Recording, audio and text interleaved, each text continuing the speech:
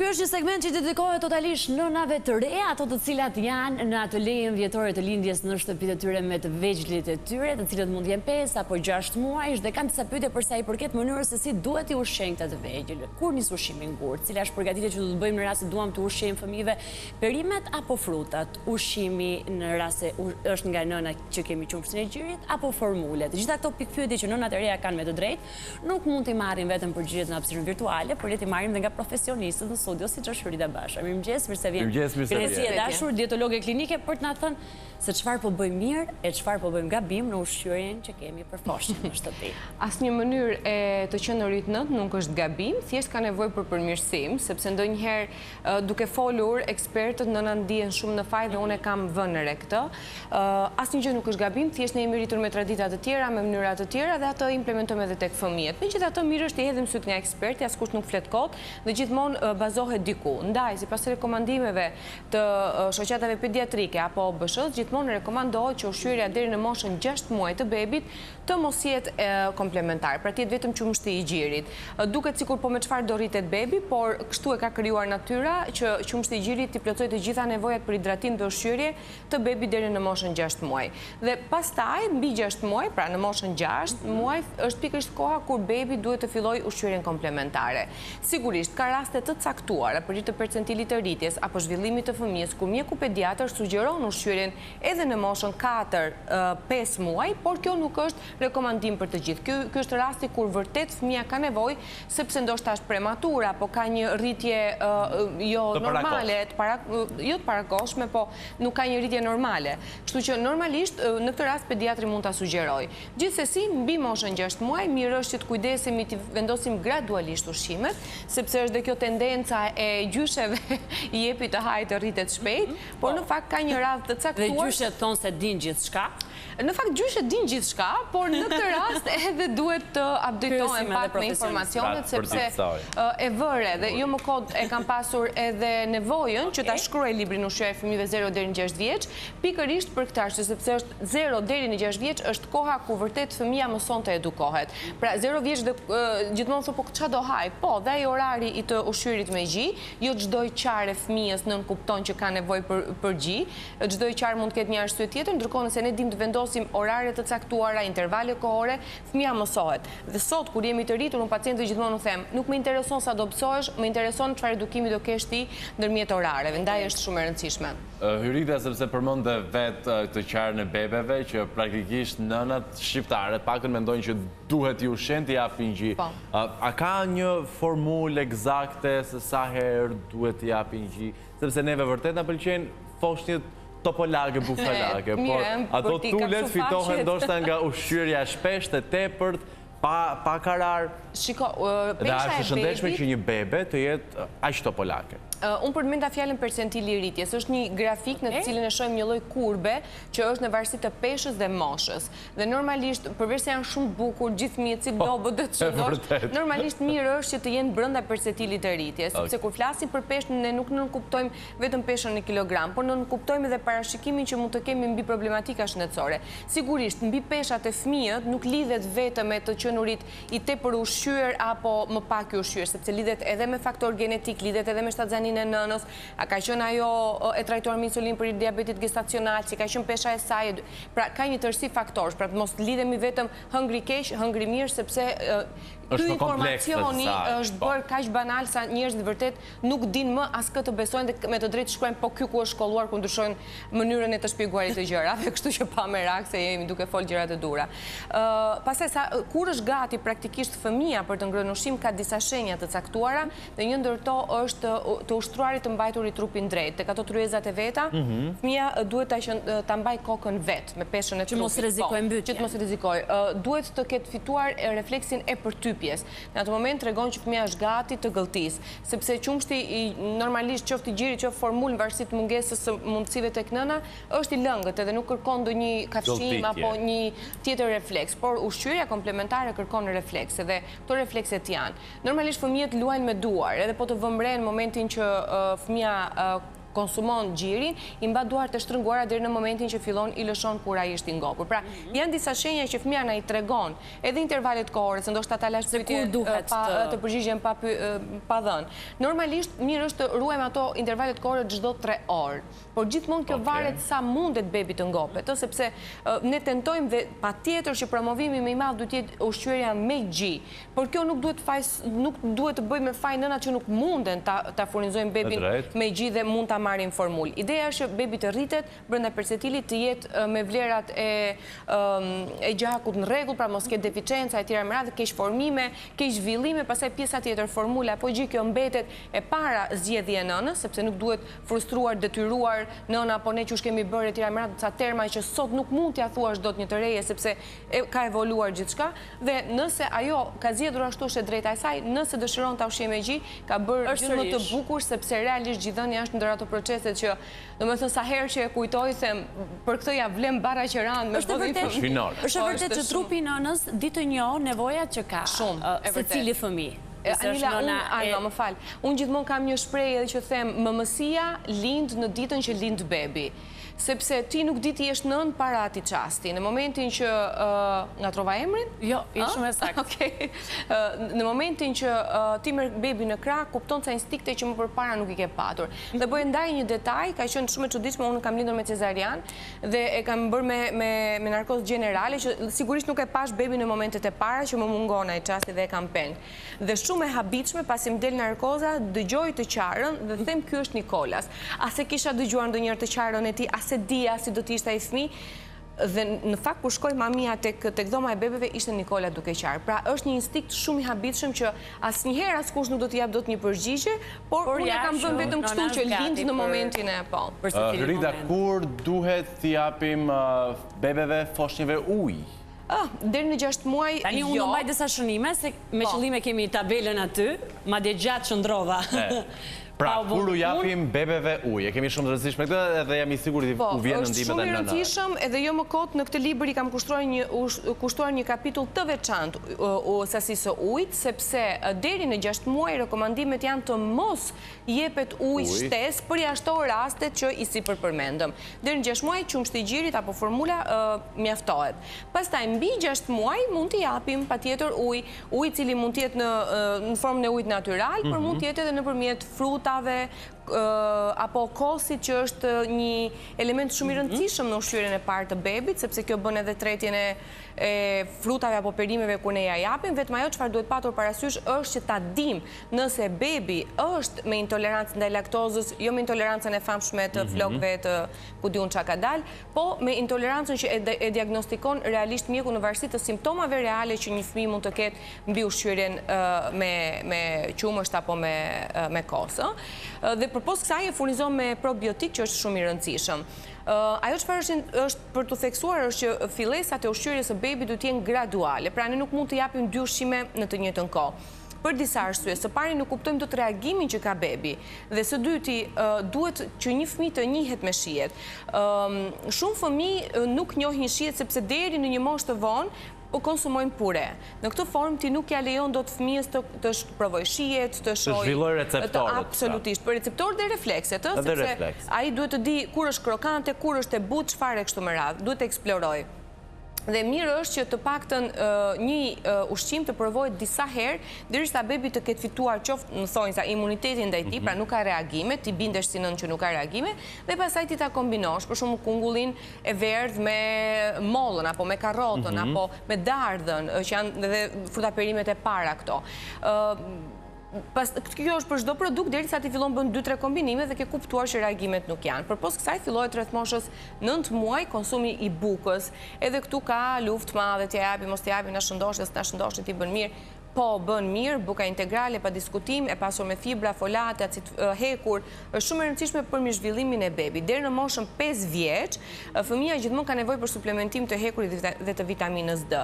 Po sa mirë nëse ne mundemi që një pjesë të mirë të këtij furnizimi dhe nevojat ja japim nëpërmjet ushqimit. Kështu që duhet patjetër ushqyerja e rregullt dhe në vakte. Duhet mësuar me vakte. Duhet që në ato kohë fëmia të ketë një edukim dhe komunikim të trurit dhe të zorës së bashku. Nëse këto të dyja nuk ndodhin, ti gjithkohës do t'jesh duke ushqyer dhe lëre një fëmijën të bëhet pis.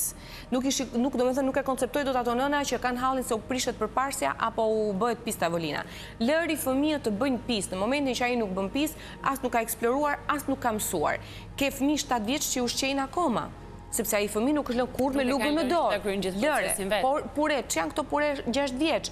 Normalisht fëmija në 8 muaj, 9 muaj, po kanë dalë këto kicat e para, lëre fëmijën të kafshoj. Sigurisht unë po themi jepi kofshën e mishit me aty, por që ti duhet patjetër të jesh aty. Në moshën 6-7 muaj mishi duhet dënë, por në formën e homogenizuar, edhe për përtypjes, edhe për dëmve që nuk i kanë, por lëri një fëmijë të eksplorojë. Kur ja ushqejmë mishin, peshkun apo vezën? Sa po e thamë. Në moshën 6 muaj mund të fillojmë vezën? Jo, deri në 1 vjeç është mirë jo, sepse veza përmban disa proteina, si kundërshtë tek e bardha albumina, që mund të shkaktojë reagime alergjike të fëmijët. Edhe kështu që është mirë të largohet pak në distancë, po ashtu edhe për kripën, e cila deri në 2 vjeç nuk duhet konsumuar, dhe mjalti deri në 2 vjeç, 1 vjeç minimumi nuk duhet konsumuar për hir të disa baktereve që ka. Se gjyshi ndodh që shkojnë edhe ushqim me mjaltë. Po, dhe nuk ka lidhje me, sepse dëgjosh me unë kam organike, bëj vete, nuk ka lidhje me këtë, thjesht nuk është që përparëgjykojmë llojin e mjaltit, thjesht nuk lejohet mjalti deri në moshën 1 vjeç për hir të Clostridium botulinum, që është një bakteri i cili mund të na shkaktojë dëme shumë të mëdha nëse zhvillohet në trupin e bebit. Pra, ende trakti i tretës nuk është i zhvilluar tek bebat për kripën, sheqerin apo alternativa si kundërshtë edhe mjalti. A ka të ngjashëm produkte të tjera me mjaltin që kategorikisht nuk duhet t'u japësh bebeve? Jo, këto janë, Vetëm mjalti pra është ai kripa, sheqeri dhe mjalti që janë kategorike sepse normalisht mund të shkaktojnë dëme dhe probleme. Patjetër ushqimet me ngjyrues, ushqimet me ëmbëlsues, absolutisht jo. Ata mirë është ta marrin kripën edhe sheqerin nga fruta perimet, pra në mënyrën më natyrale, sepse veshkat e bebit ende nuk janë gati për ta bërë këtë lloj, po themi, përpunimi, dhe kështu që është mirë që të menaxhohet situata. Dhe qumshti i lopës, edhe këtu do ndalem pak, e di që do ketë reagime, nuk jam nga ato nëna që nuk e kuptoj dhe anën financiare të një pjese të mirë të shoqërisë. Absolutisht po, dy janë alternativat, ose nuk do t'jepet deri në moshën 2 vjeçare, ose do t'jepet i holluar në raportin 1-2. Për 2 arsye. Së pari, mund të, duke pasur sasi të larta të kalciumit, trupi i bebit ende nuk është gati. Së dyti, edhe mund të na shkarkoj hekurin nga ushqimet e tjera. Dhe përveç kësaj, ka sasi të larta të proteinave që përsëri trupi i bebit nuk është ende gati. Dhe mbi të gjitha mund të krijojë mikrohemorragji intestinale dhe mund të na shkaktojë probleme të tjera të sistemit tretës. Dhe nëse mendojmë të gjitha këto, nuk ja vlen paraqeran ta kursejmë gjën. Kështu që ose do hollohet në raportin 1-2, pra me ujë, ose do eliminohet dhe do jepet një qumësht adekuat për beba. Unë kam një pyetje tjetër, sepse mendoj që organizmi e thërret sheqerin, i thërret ëmbëlsirët, edhe nuk mendoj që ka bebe apo të vegjël që nuk i duan, në momentin që bie në kontakt për herë të parë. Kur mund t'i japim fëmijëve ndoshta një biskot, ndoshta një cop kek, apo diçka të ëmbël, sa për shije, sa për ta njohur, për të zhvilluar pikërisht ato reflekse që përmendëm pak më herët. Shiko, trupi i njeriut është i projektuar genetikisht që të jetë pro natyrës, pra ta konsumoj sheqerin, se dhe gruri, elbi, drithrat që ne përmendim, sheqer janë në fund të ditës. Por janë sheqerna të kompleks, pra që na ofrojnë fibra, na ofrojnë vitamina, minerale tjera me radhë. Kurse sheqernat e thjesht nuk na ofrojnë të gjën. Dhe unë nuk mendoj që ka njeri që, domethënë, nuk mendoj që fëmijës duhet t'ja prezantojmë për të ndryshuar shijen. Ne duhet t'ja edukojmë fëmijës. Sigurisht nëse ti prezanton një frut apo një kek apo një biskot të gatuar vetë në forma të shëndetshme, nuk ka absolutisht asnjë problem. Pra, dietologu nuk është armiku i ëmbëlsirave, është këshilluesi drejt ëmbëlsirave të përshtatshme. Ëmbëlsira të balancuara, intervale kohore të paracaktuara. Po, dhe sa i takon sheqernave, unë e dëgjoj shpesh, po unë vdes për një çokoladë, po jam mua më hahet. Pra, po e shpjegoj shkurt për mos qenë edhe shumë si leksion. Kemi disa gjëndra, të cilat quhen gjëndrat e shpërblimit ose gjëndrat opioide. Normalisht në situata të ndryshme të humorit apo të hormoneve apo në femra përpara ciklit menstrual, dëshira për ëmbëlsira është më e lartë. Ama më thuaj pak, këtyre gjëndrave opioide, mos dikush ja prezantoj çokoladën apo e dinin? Ne ja prezentuam çokoladën, pjenë energjike, pjenë gazuar. Ne ja prezentuam kënaqësinë. Po, dhe sigurisht që trupi në atë kohë po të thotë, hej, mua më hahet diçka e ëmbël, po trupi nuk të thotë, hej, unë dua një çokoladë kështu e ashtu. Ti shkon dhe bën atë sepse ti plotson nevojat dhe dëshirat dhe egot e tua, po themi, apo kënaqësitë e tua. Por ti mund të konsumosh edhe frut. Ti mund të konsumosh një frut, ti mund të konsumosh një hurmë arabe, një kombinim tjetër, një ëmbëlsirë të bërë vetë në formë të shëndetshme dhe gjëndrat opioide do të thonë faleminderit deri këtu. Nëse ti konsumon gjëra të tilla, sigurisht ti ke krijuar një lloj varësie. Dhe varësia ndaj sheqerit konsiderohet njësoj si varësia ndaj lëndëve narkotike. Pra është një ndër 5 pluhurat e bardhë që krijojnë varësi dhe duhet minimumi 12 ditë që ne ta humbasim varësinë ndaj saj. Kështu që varet çfarë ne prezantojmë bebeve biskota apo kek. Nuk ka asnjë lloj nevoje për mendimin tim. Mirë, dhe një pyetje të fundit, një gabim të shpesh që nënat bëjnë pa dashur, pa kuptuar, me beben e tyre nga 0 deri në 6 muaj, që ti patjetër ke nevojë ta përmendësh? Po, është kjo, të nxituarit të dhënit ushqim para kohe. Pra, me idenë e frikës se mos nuk po ngopet, tentojnë po ja një lugë dardhe i dash unë, një lugë ujë i dash, pra nuk është se po bëjmë në një mëkat të madh. Po ka një cikël e gjitha dhe pse të mos e respektojmë. Edhe tek fillesat e kanë problemin, se shoqyr tani që erdhi koha të haj bebi dhe tasim plot. Rëndësi ka që bebi ta konsumojë një lugë bebi. Po patjetër, se shikon sa jam rritur, sa shumë ushqenin. Po unë do të pyesnim edhe Florencën në rast se regjia do të na ndihmojë për të marrë edhe pak mendimin e saj se si ka ushqyer fëmijët e saj, vajzën e djalin, por gjithashtu edhe një për dembesat sot për të parë edhe krahasimin e periudhave. Florenca nuk të lash të qetë. Jo. Por na duhet edhe mendimi. Nuk është problem për mua. Unë fëmijët e mi në kohën tonë ne kishim të tjera receta, të tjera mundësi dhe jemi munduar që ti ushqejmë, unë them drejtën fëmijët e mi ka rritur vjera ime, në shtëpi nuk i kam çuar në çerdhe dhe në kopësht, dhe them të drejtën përgatisja shpesher, gatimet sipas dëshirës time, por gjithmonë por ke dikush që t'i mban, pretendon që i përgatit ushqimet më mirë se sa ne. Sepse ne ishim të reja, edhe ngulnin këmbë në metodat e tyre. Dhe unë them drejtën, e kam lënë në fillim, tentova që t'i jepja ushqimet që desha unë, por pastaj thash leti ushqej vjera ime si të doj. Dhe ajo i ushqente me produktet edhe me gjërat që kishte, por ta them me sinceritet, ishin atëre gjërat dhe ushqimet shumë të mira. Do me thënë me trana, me papare, me papare, qumësh të mirë, gjalp të mirë, buk me gjalp, me recel, i përdorin të gjitha këto ushqime. Pas 6 muaj besojmë, apo jo? Pas 6 muaj. Pas 6 muaj. Unë fëmijët e mi kam mbajtur deri në 8 muaj me gjithë. Nuk i kam dhënë as dhe një gjë tjetër. Mbas 8 muaj pastaj fillova të shtrydhja moll, ne i shtrydhni me nap, jo me këto mjetet moderne, të përgatisja pelte, të gjitha i bënim, nuk blenim asgjë gati. Të gjitha i bënim vetë. Mirë, kemi një pyetje të fundit, faleminderit Florenca, një pyetje të fundit për hyrjen Trahanaja, se si të vegjël, si të rriturve u pëlqen. Fillesat e para të ushqyerjes së bebave janë gjithmonë drithrat, kështu që Trahanaja mbetet një alternativë që mund ta shoqëroj fëmijën në cilën do fazë. Kështu që nuk jam kundër. Dhe jam shumë dakord me Florencën që thot atëherë gjërat nuk merreshin gati. Sot nënat tentojnë direkt te marketi, te këndi i fëmijëve janë të licencuara. Okej. Por ti duhet ta gatuash vetë, për shumë arsye, se vjen një fazë tjetër e moshës së fëmijës që ti duhet ta kesh aty prezent në kuzhinë që ai t'i njohë të gjitha. Kështu që Trahanaja dhe çdo alternativë tjetër që është tradicionale është dhe do të mbetet një variant shumë pozitiv. Unë për vete e kam përdorur dhe vetë po njërë se kush na pyeste ne, po fëmija im, po një djalin kam, e kam përdorur pa diskutim dhe në qoftë se kam pas në një merak tek ai, pra gjyshe se veti thosha me çdo lëre të bëhet pis nuk më intereson, vetëm të haj ato që duhet. Pra nuk kam tentuar kur t'i blej ushqime të gatshme.